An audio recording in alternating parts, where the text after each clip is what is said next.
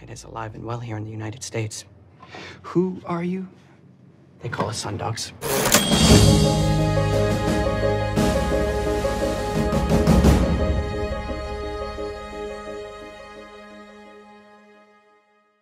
Jennifer, congratulations on Sundogs. Thank you. Yes, I love this film. It was fantastic. Thank you so much. Now, we talked a bit about it last year. Now we're going to get to the meaty part of it.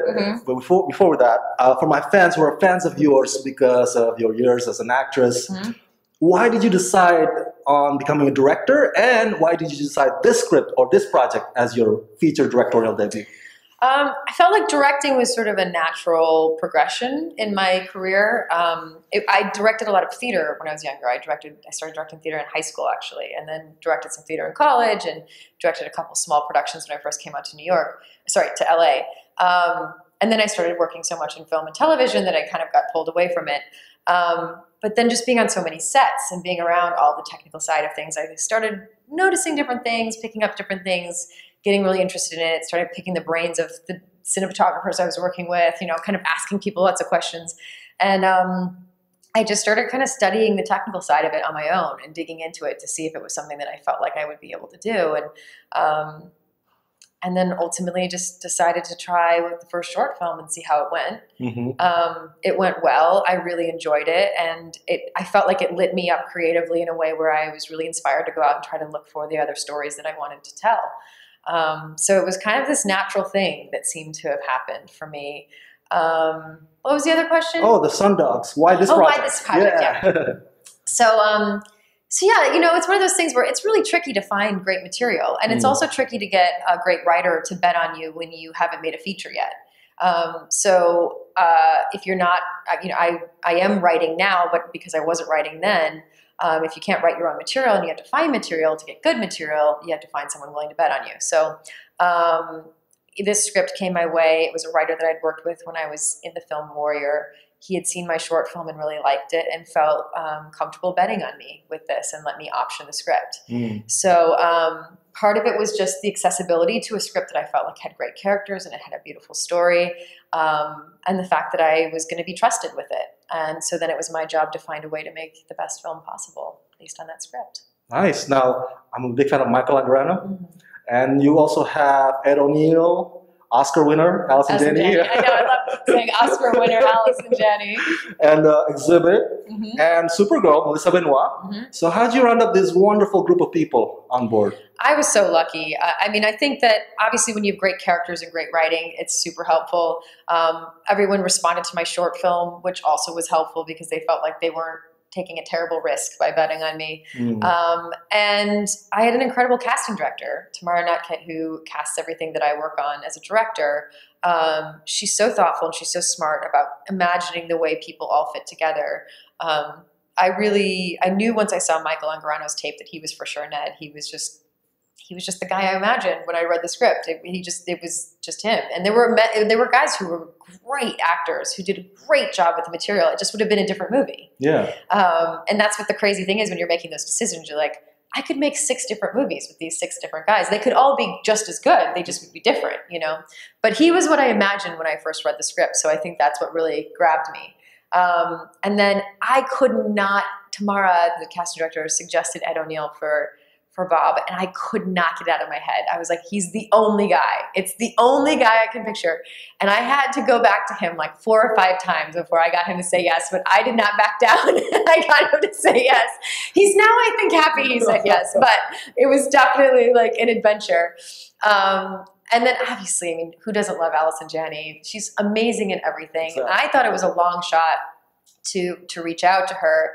But luckily I just had the connections between my casting director and my agents and the producers that I was working with that we actually had the access to at least ask. And then just pleasantly said yes, which was amazing.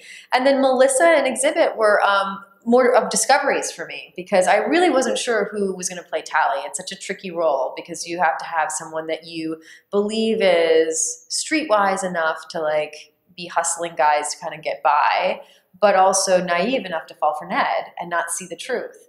And I had a Skype session with Melissa, and she was just so genuine and so sweet, and she was such a real girl.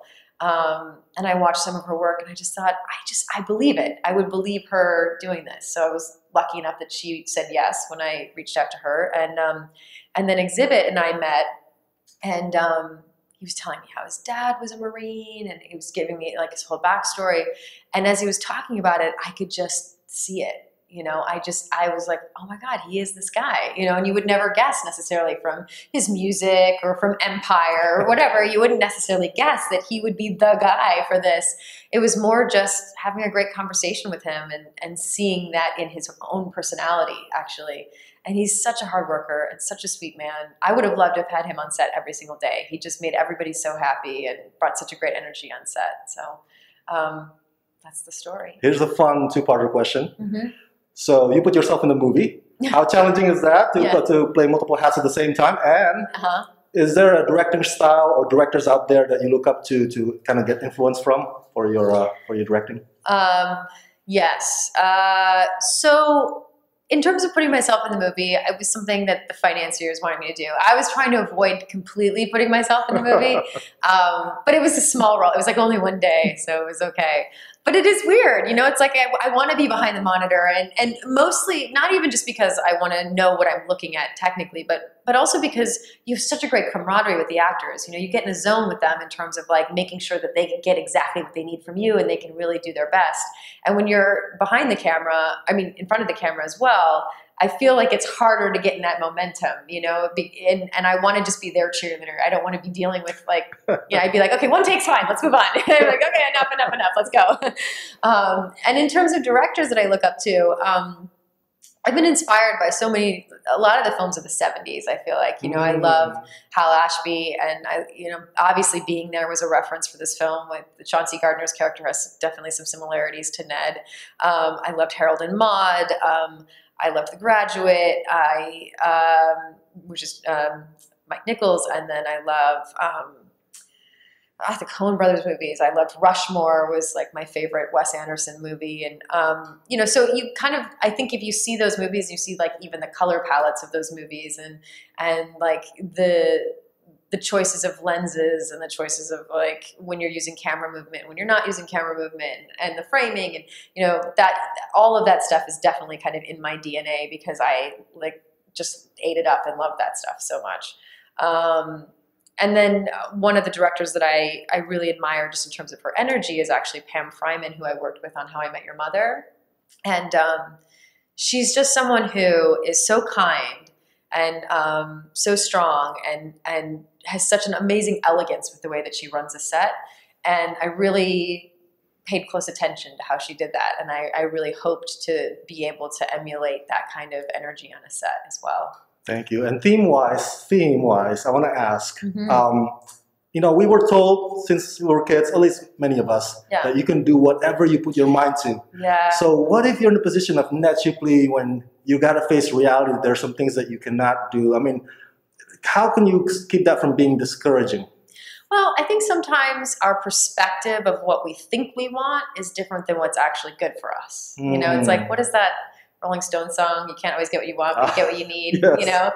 It's kind of true, and sometimes the reason we think we want something so badly is not necessarily for the right reasons, and so it takes a community and it takes having self-awareness to put yourself in a position where you go, what is it that I really have to offer the world, and what is the most effective way I can give back or participate? And oftentimes, if we're really honest with ourselves about that, it's just as rewarding. And sometimes it's like, I'm trying to think of a good example. It's like, maybe someone thinks that they want to be a lawyer because they want to make a lot of money. But they're going after it because they want to make a lot of money. So they might be really unhappy, even if they become a lawyer, but they're making a lot of money. But what if they really ask themselves, what is it that would really fulfill me and really make me happy? And whatever that thing was actually made them money anyway. Yeah. Do you know what I mean? So it's like, we just don't always see the path, and we can get a little bit caught up on thinking it has to be a certain way. And I don't know, it's why I always say it's so important the people you surround yourself with, because they are your mirrors, and you become what you're around, and you get back from them who you really are. And so it's important that you have good people around you to help you find the right thing, you know, and not be discouraged if you kind of deviate from the path for a while. That's excellent. Last question. With Greta Gerwig being nominated, with Frances McDormand applauding all the women nominees, you know, this past year, there's women taking, you know, empowering each other. Do you think it's going to be easy from this point forward, or will it still be an uphill battle for female filmmakers out there? I think I don't have a clear answer to that. I don't know. What I do know is that there are doors open that were not open before. And I do know that there is an energy between women where they want to support each other and they want to actively support each other that feels new.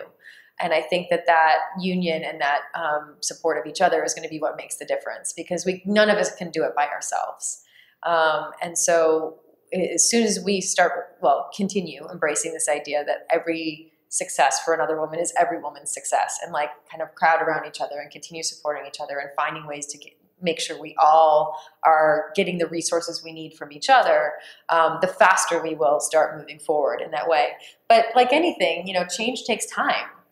And if for, you know, 100 years, men have been making most of the films, and just now we're starting to hear female voices, see female voices, it's going to take some time to catch up. It's going to take time for that representation of like the feminine side of storytelling, or the diverse side of storytelling, to catch up to what it's been for a really long time. So we can't hope that it's going to be perfect overnight.